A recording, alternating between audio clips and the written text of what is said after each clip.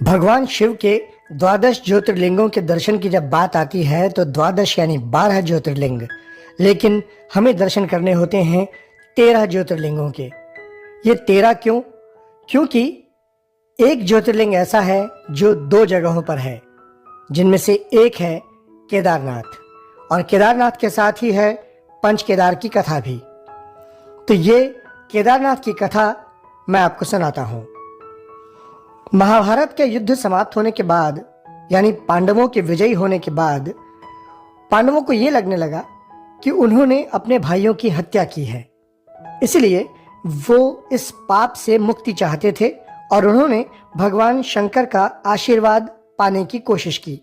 इसके लिए वे लोग पहले काशी गए, लेकिन वहां भगवान शिव नहीं मिले। तो उन्हें खोजते हुए पांडव हिमालय तक पहुंचे। भगवान शंकर पांडवों को दर्शन नहीं देना चाहते थे, इसलिए वो वहां से अंतर्ध्यान होकर केदार में जा बसे। अब पांडव भी लगन के पक्के थे।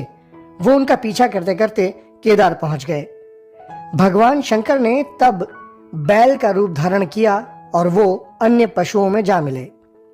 कथा के अनुसार ऐसा कहा जाता है, भीम ने अपना विशाल रूप धारण करके 2 पहाड़ों के बीच में पैर फैला दिया। अब बाकी सब जानवर यानी गाय बैल तो चले गए, लेकिन शंकर जी रूपी बैल पैर के नीचे से जाने को तैयार नहीं हुए और भूमि में अंतर्ध्यान होने लगे। तब बलशाली भीम ने बैल की त्रिकोणात्मक पीठ का भाग पकड़ लिया। भगवान शंकर पांडवों की भक्ति और दृढ़ संकल्प देखकर प्रसन्न हो गए और उन्होंने दर्शन देकर पांडवों को पाप मुक्त कर दिया।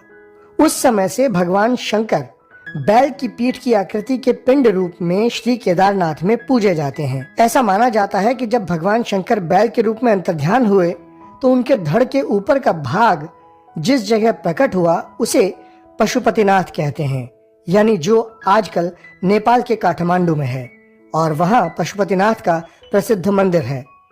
शिव की भुजाएं तुंगनाथ में मानी जाती हैं, मुख रुद्रनाथ में, नाभि मध्य महेश्वर में और जटा कल्पेश्वर में। इसलिए इन 4 स्थानों के साथ केदारनाथ को पंच केदार कहा जाता है और इन जगहों पर शिवजी के भव्य मंदिर बने हुए हैं। तो हुआ ना, द्वादश ज्योतिर्लिंगों के दौरान आपको 13 जगहों की यात्रा करनी होती है, यानी केदारनाथ के दर्शन और पशुपतिनाथ के दर्शन एक माने जाते हैं।